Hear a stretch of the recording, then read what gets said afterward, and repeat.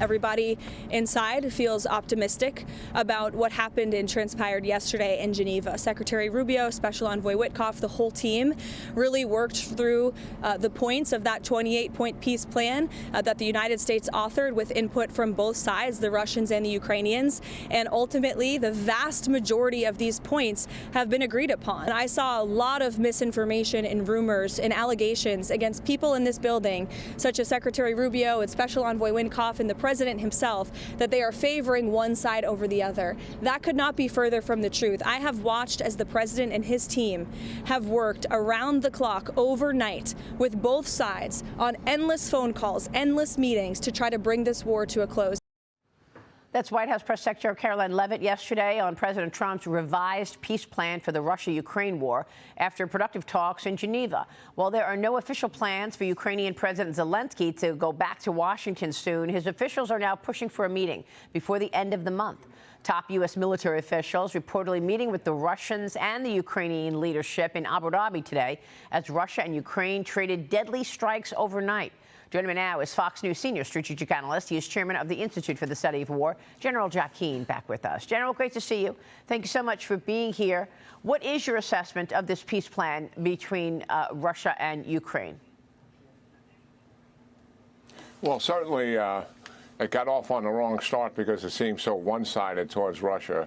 And the people who put this together certainly didn't expect it to be leaked. But in Washington, D.C., unfortunately, a lot of things do get leaked. And I think given what's taken in terms of stitching together a revised plan, they probably would like a do-over on that first one. But look, it has always been a process. It always was a start point to negotiations and knew from the outset this thing has got to be modified. And that's what the meeting in Geneva was all about, led by Secretary Rubio on the United States side and Chief of Staff to President Zelensky, Yermak on the Ukrainian side, and then they brought European leaders in. So I haven't seen the results of it, so it's hard for me to comment what's in that plan. But certainly there were so many no-go things in the other plan that they had to modify that. There likely are still some very contentious issues that need to be resolved. The numbers, are sort of irrelevant when people say 80% of the plan is workable and 90% of it is, or there's only a few things that need to be still negotiated. Well, those things that still need to be negotiated, can be deal breakers because there's so much at stake. Let me give you an example. Russia wants the Ukraine to give up the rest of the Donetsk region and voluntarily give it up. And Ukraine doesn't want to do that because they have a major defensive belt there that they have put into for a number of years. And the Institute for the Study of War looks at that and knows for a fact that Russia cannot take that militarily. As a matter of fact, it would take 2 to 3 years for them to take it. And that's the reality of it. And what is happening here is certainly Zelensky doesn't want to give that up. And why not? Because beyond that defensive belt, Maria, so our audience understand, is open terrain that's not defensible, that leads to the city of Kharkiv and eventually to Kyiv. In other words, it is a pathway to losing the country. Wow. The Russian generals certainly understand that. And that is why they're pressuring, from their perspective, voluntarily give that up and we'll give you some other land in return. And that's likely, I can't speak for Zelensky, but I surmise that's likely going to be a red line. He also wants to have, if we're going to make a deal, I got to have some security guarantees that Putin is not going to attack successfully because he's broken every deal he's ever been involved in Ukraine and in Syria. Right. So he wants some forces in there to make certain he's not going to attack, some means of deterrence. And that has to likely get worked on. And the administration certainly understands all of the points I'm just making. And those are things that are works in progress going forward here. So there's much more work to be done. But give the administration some credit here. I mean, here's the president. He's been into this for months. Yeah.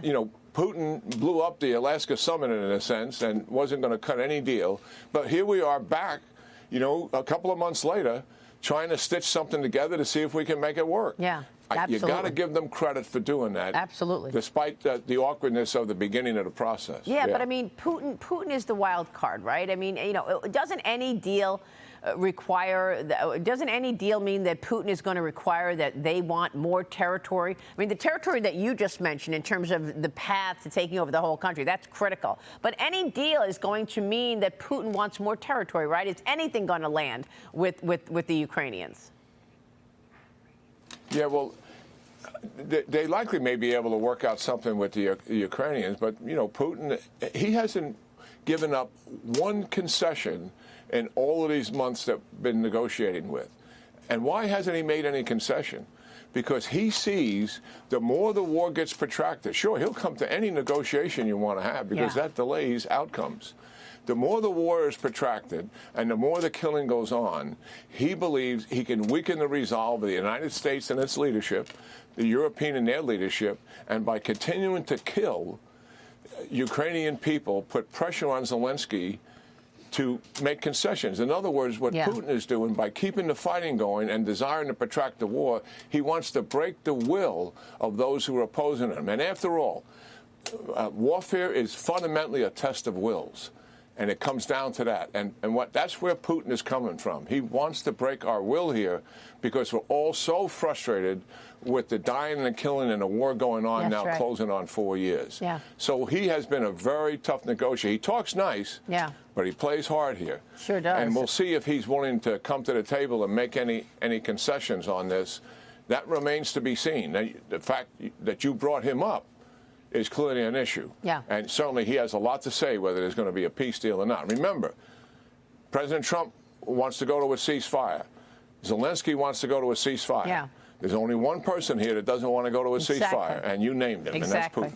General, let me switch gears and ask you about Venezuela, because the president is keeping the pressure on Venezuela. He designated Nicolas Maduro and his government allies as members of a foreign terrorist organization, allowing the president to impose new sanctions on Maduro's assets and infrastructure.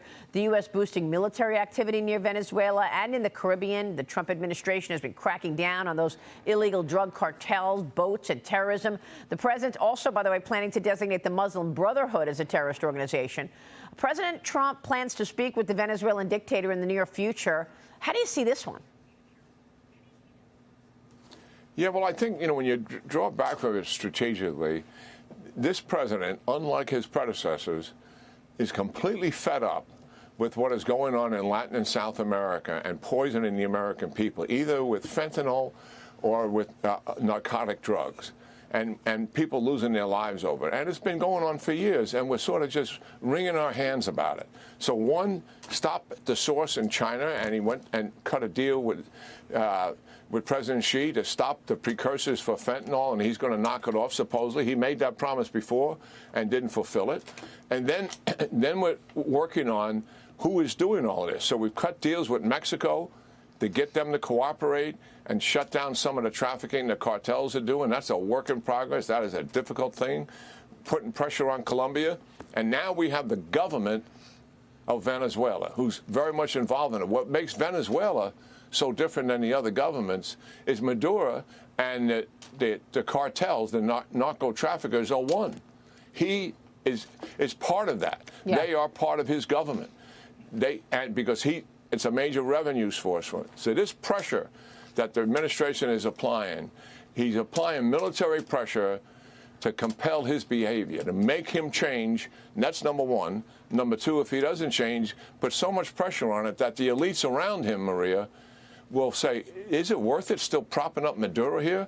We better get somebody else in here. This isn't worth what's happening to us when they look out the window and see all the ships and airplanes flying across and the threat. And, of course, the president can follow through on the threat and do some limited attacks to convince them that they have to change their behavior. Yeah. I think this is what this is about. The one advice I would give, I think we should bring the Congress in and give them a sense of, I mean, this is behind closed doors, classified session. Here's what the intent is, and here's what the options on the table. We may not have made any decisions about the use of kinetic force inside the country. Obviously, we made decisions to stop the narco trafficking at sea. And I think they should get a sense of, where we are going on all of this. But I totally agree with taking this on and trying to stop the killing of the American people. And we've been, as I said, we've been wringing our hands and doing absolutely nothing about it in the past. Unbelievable. General, it's great to see you this morning. Thanks so much. Yeah, great talking to you, Maria. Happy Thanksgiving to you and family if we don't see each other. General Jack Keane, thank you, sir. We'll be right back. Same to you.